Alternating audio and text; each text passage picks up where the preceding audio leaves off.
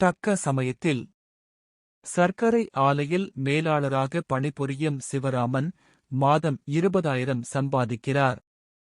வீட்டுச் செலவுக்கு பெற்றோரிடம் கொடுத்த பணம் போக மீதமுள்ள பணத்தை கடுகளவு கூட சேமிக்காமல் செலவு செய்தார். பெற்றோர்கள் கண்டித்தும் அவர் கேட்கவில்லை.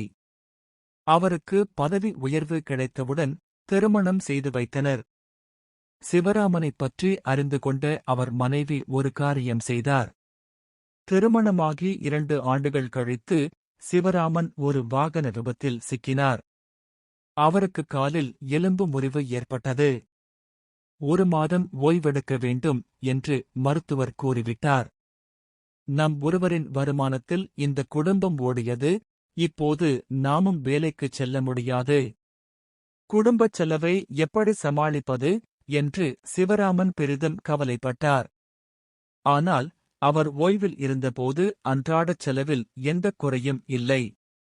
இதைக் கவனித்த சிவராமன் தன் மனைவியை அழைத்து, வீட்டுச் செலவுக்கு என்ன செய்கிறாய் என்று கேட்டார்.